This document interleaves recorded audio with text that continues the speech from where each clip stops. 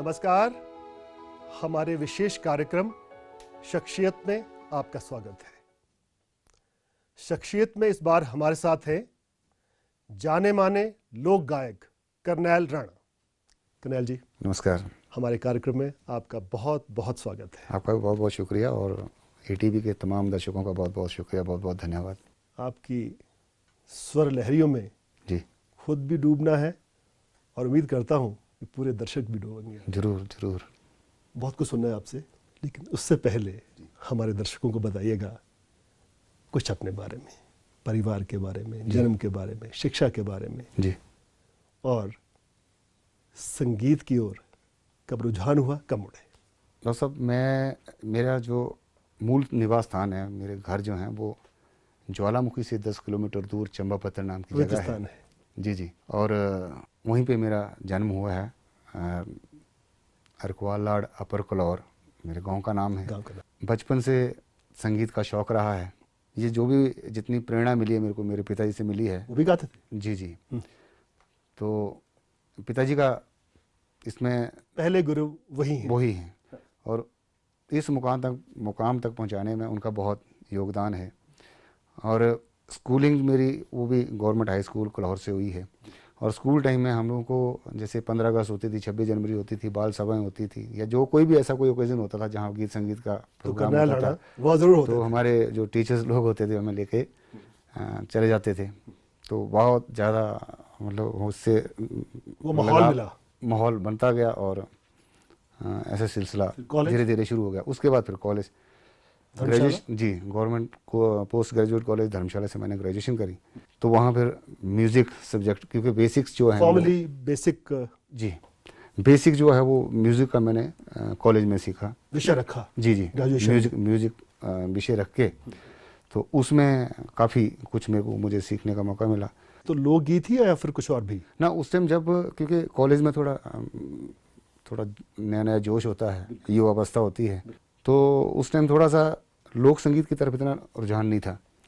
तो गज़लें वगैरह काफ़ी चलती थी, तो गज़लों में उस टाइम हमारा ज़्यादा रुझान रहता था।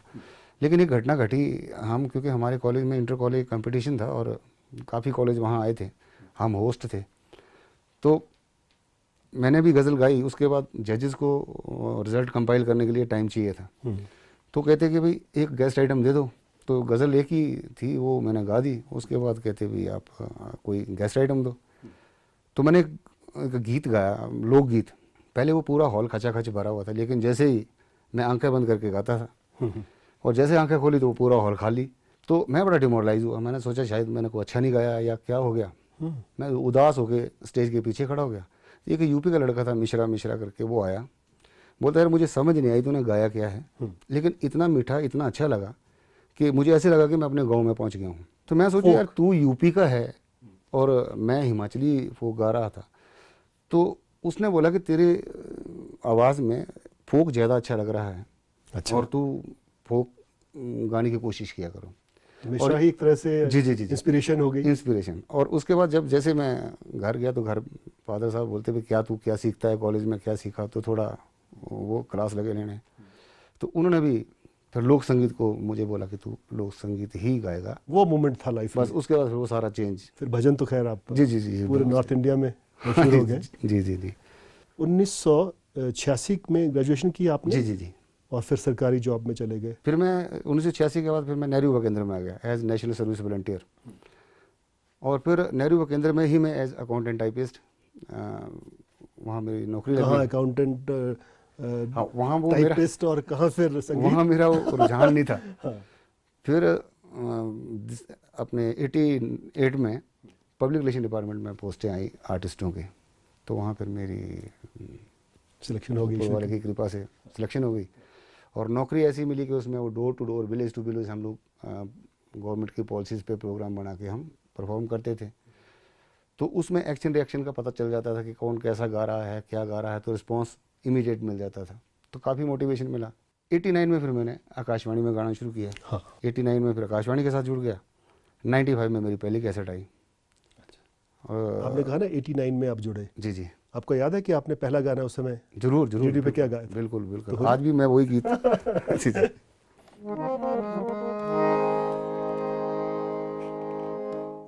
डाडे दिए बेड़िए वो सोकनी तू मेरी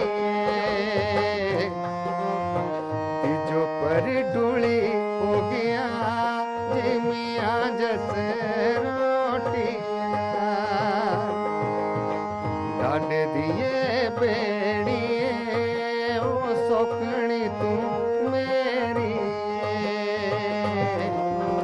तिजो पर डुली हो गया जिमिया जस रोटियां जिमिया जस रोटियां। वाह करण जी, मज़ा आ गया, माहौल बन गया, संगीतमय हो गया सब कुछ। ये संगीत का सिलसिला जारी रहेगा, लेकिन इससे पहले लेते हैं छोटा सा ब्रेक। और ये डुबकियों का सिलसिला तो बंध ही गया है, चलता रहेगा। बस हम यूं गए और यूं लौटे। निंद्रे पारे पारे वो चली जाया वो घड़ी पर राम जपना। 95 में जैसे मेरी कैसेट आई, मुझे जीरो से हीरो बना दिया।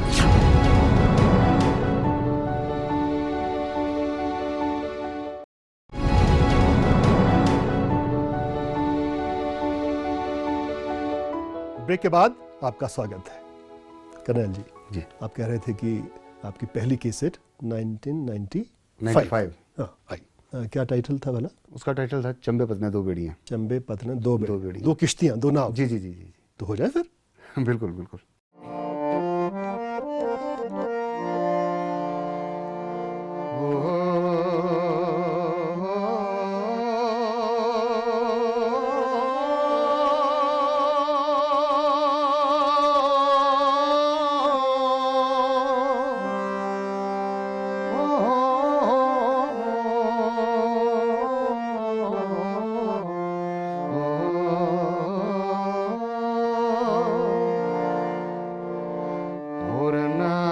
पतना इको एक बेड़ी जी इको एक बेड़ी वो चंबे पतने जानी चंबे पतने जानी दो बेड़ियां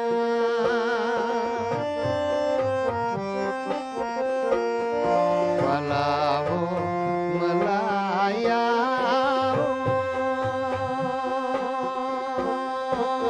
पैनड़े वो तेरी सो पैनड़े पूरे न गाई दे पलावो मलाया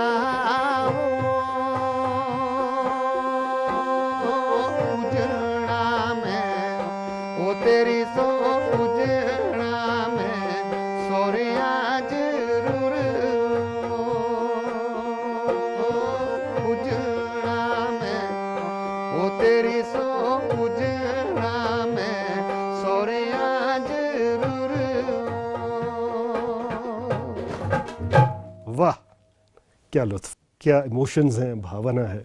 आपके जीवन में कुछ ऐसे पल भी आए, मोमेंट्स आए, समय आया, और एक गायक के लिए तो बहुत कठिन, आपके गले का ऑपरेशन हुआ। जी वो क्या कारण था, कैसे वो सब चीज़? सर, उसमें जैसे 95 में जैसे मेरी कैसेट आई, उसका टाइटल सॉन्ग यही था चंबे पतने दो बेड़ियां। और इस कैसेट ने एक ही रात में मेरी तकदीर बदल दी, मुझे जीरो से हीरो बना दिया। बिल्कुल। और लोगों की इतनी डिमांड आ गई कि मुझे ज़्यादातर गाना पड़ता था। और एक स्टेज ऐसी आ गई कि 98 में मेरे गले में खराश आ गई। और खराश आने के बाद फिर प्रेशर, दबाव ज़्यादा गाया कुछ? वहाँ बहुत ज़्यादा स्ट्रेस रहता था, बहुत ज़्यादा गाना पड़ता था, सरकारी तौर पे भी गाना पड़ता था। कुछ लोग अपने जब गांव जाता था, घर जाता था, तो वहाँ भी डिमांड होती थी। मतलब बहुत ज़्यादा स्ट्रेस पड़ता था। फिर 99 में बहुत ज़्यादा आवाज़ ख़राब हो गई। फिर मैं दिल्ली गया गंगाराम हॉस्पिटल में जी। वहाँ डॉक्टर साहब ने मेरे को बोला कि भाई आप क्या सोचते हैं। मैं कहा जी मैं तो ये सोचता हूँ कि शायद किसी ने गला बांध दिया है या इतनी दवाइयाँ खाने के बाद भी ठीक नहीं हो रहा है। तो कहते जी इसकी सर्जरी होगी। और मैंने कहा सर अभी तो मेरा कैरियर शुरू हुआ है, तो मैं तो कहीं ऐसा ना हो कि एकदम से वो हो जाए। तो उन्होंने कहा कि मैंने हज़ारों जो ज़्यादा लोग जो बोलते हैं, जो स्पीकर होते हैं, जो ज़्यादा स्पीच करते हैं, ज़्यादा गाते हैं, उनके कई ऑपरेशन किए हैं, तो कई बार वोकल कॉर्ड में प्रॉब्लम आ जाती है। तो फिर उन्होंने डेट वगैरह फिक्स करवा के तो ऑपरेट कर दिया। बोलते 6 महीने कम से कम गाना नहीं है। तो कभी किसी का फ़ोन, कभी कहीं से फ़ोन आते थे कि भाई आप गाओ गाओ। बिल्कुल दिक्कत थी। और तभी मैं नया नया टी सीरीज़ के साथ भी जुड़ा था, तो उन्होंने मुझे एज लोक गायक अपने साथ जोड़ा था कि भाई हमारे उसमें तो लोक संगीत गाएंगे। आपका तो था भजन भी। हाँ, और जब मैं ठीक हो गया तो डॉक्टर साहब ने बोला कि आप गा सकते हैं। तो मैंने वहाँ जिद करी कि जी मैं, क्योंकि मेरा एक किस्म का कैरियर ख़त्म हो रहा था, हाँ। तो अब नए सिरे से मैं भजनों से ही शुरू करूँगा। एक तरह का पुनर्जन्म हुआ है लोक संगीत के क्षेत्र में या संगीत के बिल्कुल क्षेत्र में। बिल्कुल। जिद करके मैंने वहाँ से 2 कैसेट्स गाई भजनों की। एक थी निंद्रे पारे पारे चली जाए और एक बाबा बालकनाथ। तो बहुत मशहूर है। जी जी जी, अभी भी मशहूर है। बिल्कुल बिल्कुल। तो हो जाए फिर वो निंद्रे पारे पारे। जरूर। वो निंद्रे पारे पारे वो चली जाया, वो कड़ी पर राम जपना। निंद्रे पारे पारे वो चली जाया, वो कड़ी पर राम जपना। निंद्रे पारे पारे वो चली जाया, कड़ी पर राम जपना।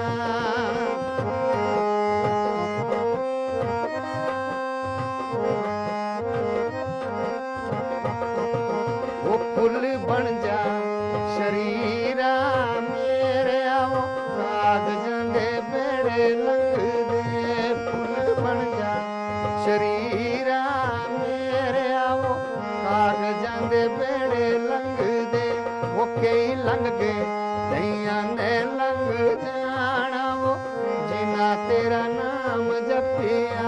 वो निंद्रे पारे पारे वो चली जाया, वो घड़ी पर राम जपना। वाह। एक गीत आपका है बाबा बालकनाथ जी को लेकर। जी जी जी। और हम सब जानते हैं, हमारी श्रद्धा है उनमें, जी पूरे नॉर्थ इंडिया में।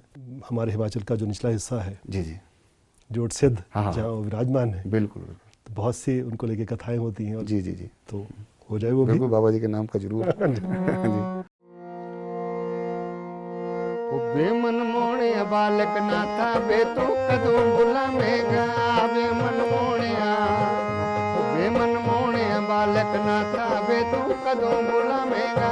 तेरा साथ तड़ाइया तेरा ओ बाबा कदों बुलावेगा। तेरा साथ तड़ाइया तेरा ओ बाबा कदों बुलावेगा।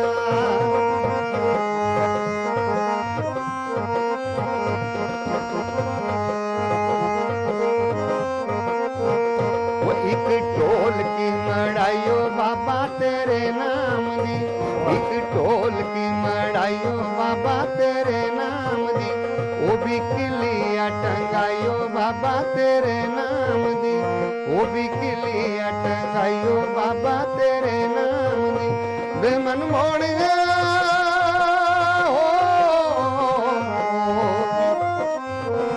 बेमन मोड़े बालक नाथा बे तू कदों बुलावेगा। क्या बात है। मन तो नहीं कर रहा, लेकिन एक मजबूरी है। एक ब्रेक और आ रहा है, हम गए और आए, बस जी पहुंच गए आपके पास। क्या बात है। तन मेरा मन मेरे देश के लिए हो। तन मेरा मन मेरे देश के लिए। क्यों न हम जलाएं अपने खून के दिए हो।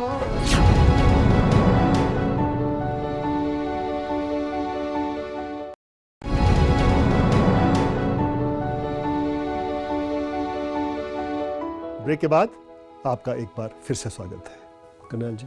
जी, समा बंधा हुआ है, माहौल बना हुआ है। क्या बात। मनमोहनिया बालकनाथा, और जो कैसेट का टाइटल सॉन्ग था वो तो आपने सुना है नहीं? जरूर जरूर। लाई लाई लाई लाई लाई बाबे ने फुल्लां दी बरखा लाई। लाई लाई लाई लाई लाई बाबे ने फुल्लां दी बरखा लाई। ओ फुल्लां दी बरखा लाई बाबे ने फुल्लां दी बरखा लाई बाबे ने फुल्लां दी बरखा लाई। लाई लाई लाई लाई बाबे ने फुल्लां दी बरखा लाई। लाई लाई लाई लाई लाई बाबे ने फुल्लां दी बरखा लाई।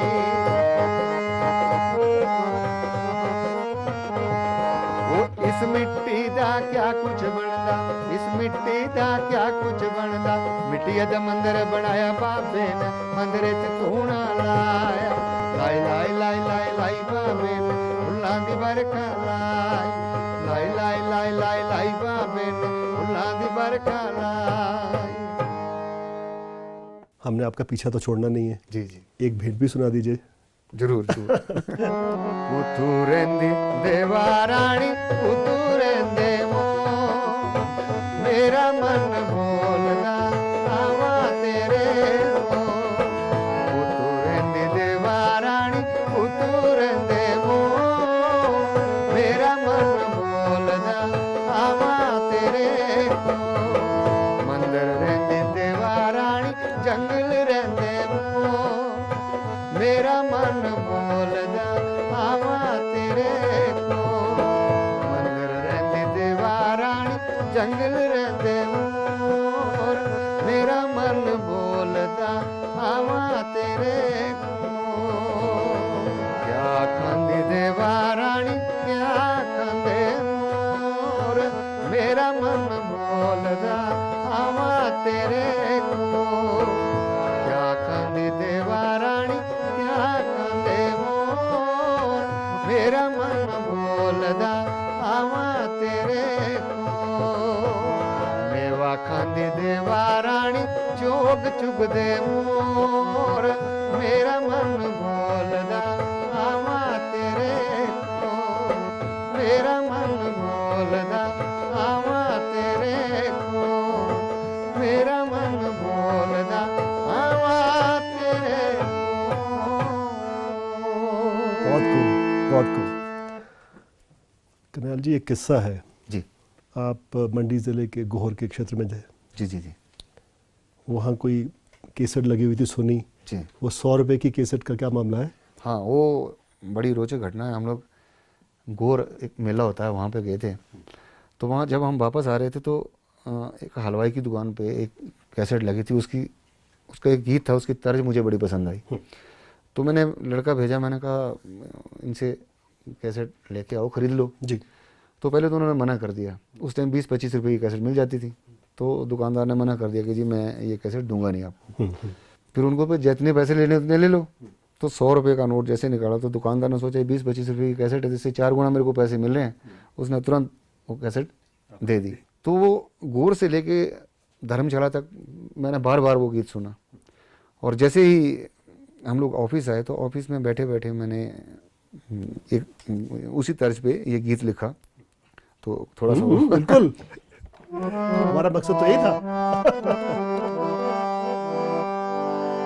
कजो नैण मलायो दिला मेरा, कजो चैन चुराया ओ जानी मेरी, कजो नैण मलायो दिला मेरा, कजो चैन चुराया ओ जानी मेरी।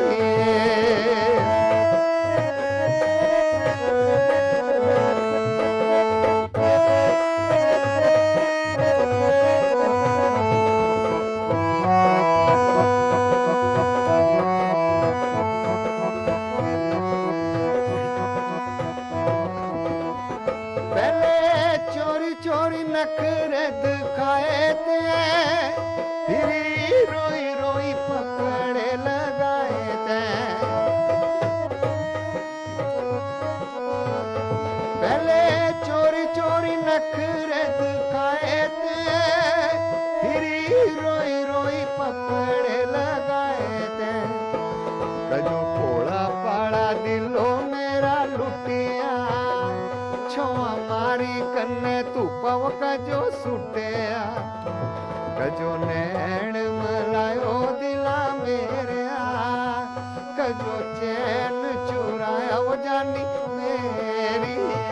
कजो नैण मलायो दिला मेरा, कजो चैन चुराया वो जानी मेरी।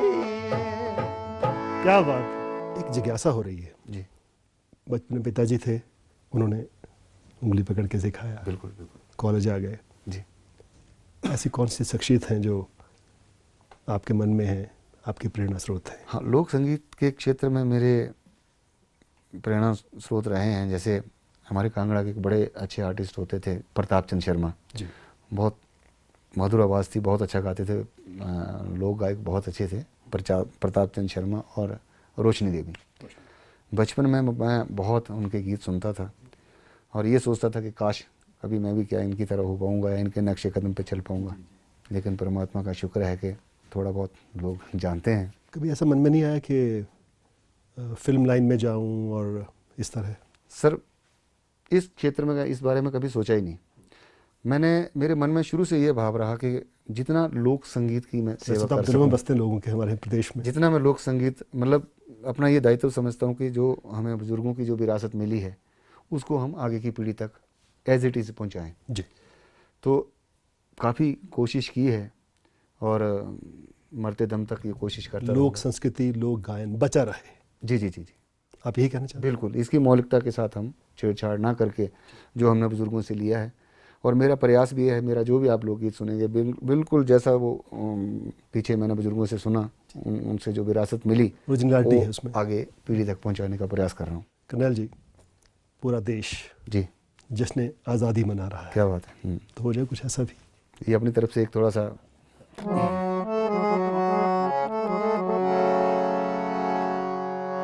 तन मेरा मन मेरे देश के लिए हो, तन मेरा मन मेरे देश के लिए, क्यों न हम जलाएं अपने खून के दिए हो, क्यों न हम जलाएं अपने खून के दिए, तन मेरा मन मेरे देश के लिए हो, तन मेरा मन मेरे देश के लिए, क्यों न हम जलाएं अपने खून के दिए हो, क्यों न हम जलाएं अपने खून के दिए, तन मेरा मन मेरे देश के लिए हो, तन मेरा मन मेरे देश के लिए, मेरे देश के लिए, मेरे देश के लिए, मेरे देश के लिए। बहुत खूब, आनंद आ गया। कर्नल जी, आपने ईटीवी के साथ खास बातचीत की, जी दर्शकों को खूब आनंदित किया, भाव विभोर किया, जी। इसके लिए आपका बहुत बहुत धन्यवाद। हमें आशा करते हैं, अपेक्षा करते हैं जी, और आप करेंगे भी, लंबा समय इस प्रदेश को, इस देश को संगीत सुनाएंगे, मधुर आवाज़ देंगे और संगीत की सेवा यूं ही करते रहेंगे। Once again thank you so much. आपका बहुत बहुत धन्यवाद और ईटीवी के तमाम दर्शकों का बहुत बहुत धन्यवाद। हमारी इस खास पेशकश में बस इतना ही। अगले हफ्ते फिर मिलेंगे एक नई शख्सियत के साथ। आप देखते रहिए ईटीवी न्यूज़। नमस्कार।